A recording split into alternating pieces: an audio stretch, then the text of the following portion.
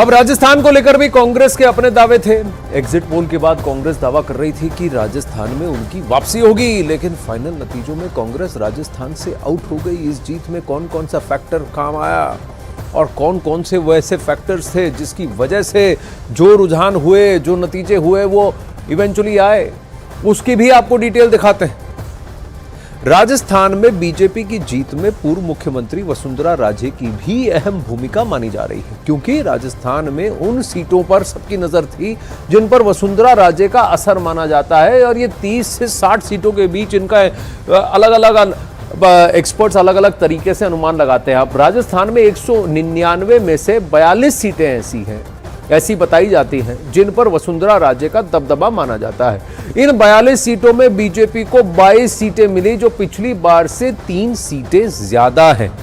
तो अगर आप देखें, पिछली बार भी वसुंधरा राजे की तरफ से और उनके हलकों से यही कहा गया था कि मेरा वर्चस्व अब भी है और मेरे यहां से जो सीटें हैं वो अब भी हमने जीती है, बाकी जगह बीजेपी पूरे राज्य में फेल हो गई है तो मैं कुछ नहीं कर सकती, ऐसा बीच में अटकलें लगी थी।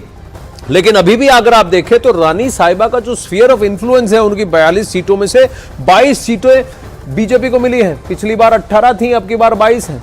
अब जबकि कांग्रेस को वसुंधरा के असर वाली सीटों पर इस बार तगड़ा झटका लग गया, क्योंकि उसे 6 सीटों के नुकसान के साथ 15 सीटें ही मिली। तो ये जो बाकी जो 3 सीटें वो कहां गई, आप पूछेंगे, वो गई थी रेबल सीटों को, यानी कि वसुंधरा राजे के लॉयलिस्ट जिनको कि बीजेपी की तरफ से टिकट नहीं मिला और वो खुद ने अपने आप ही इंडिपेंडेंट होकर चुनाव लड़े और उन्होंने ये सीटें जीती। इधर सचिन पायलट की अपेक्षा कांग्रेस को भारी पड़ गई। माना जा रहा है कि गहलोत के सामने पायलट के कद को छोटा करके दिखाना गुर्जर समुदाय के उनके समर्थकों को खटक गया।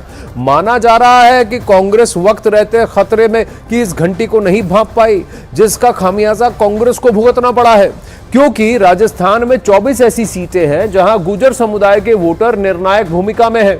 पिछली बार कांग्रेस इन 24 में से 17 सीटों को जीत पाया था, लेकिन अब की बार सिर्फ 6 है, -11, जबकि बीजेपी को सिर्फ 4 सीटों से संतोष करना पड़ा था। लेकिन इस बार बीजेपी ने आधी से ज्यादा सीटें यानी 16 सीटें जीत ली हैं, +12 खींच ली देखिए, और उसे 12 सीटों का फायदा हुआ है, जबकि 11 सीटों के नुकसान के साथ कांग्रेस के खाते में सिर्फ 6 सीटें आई हैं। तो ये जो गुर्जर बेल्ट था, ये गुर्जर बेल्ट अब कांग्रेस से हटकर वापस बीजेपी की तरफ चला गया।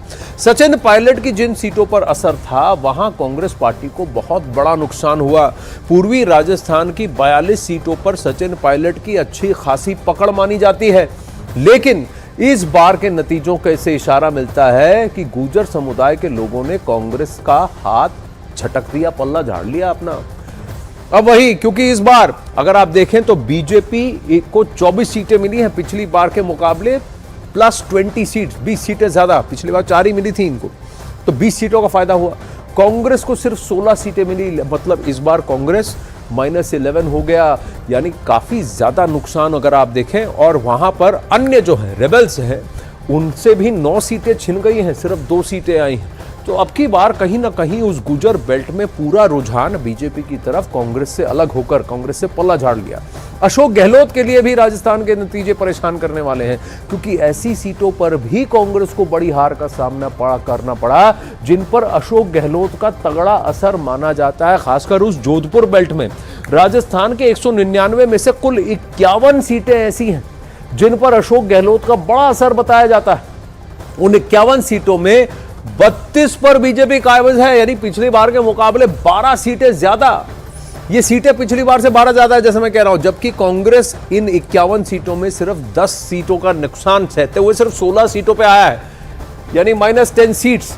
तो आप खुद देखिए कि अशोक गहलोत की लोकप्रियता पर भी झटका है। ये एक बहुत बड़ा स्टेटमेंट है। अशोक गहलोत ये नहीं कह सकते कि देखिए मेरा तो अपना काम चल रहा है, मेरा वर्चस्व बना हुआ है, क्योंकि इनके स्फीयर ऑफ इन्फ्लुएंस में से भी -10 सीटें हैं और +12 वहां बीजेपी को हुआ है। राजस्थान में कांग्रेस क्यों हारी?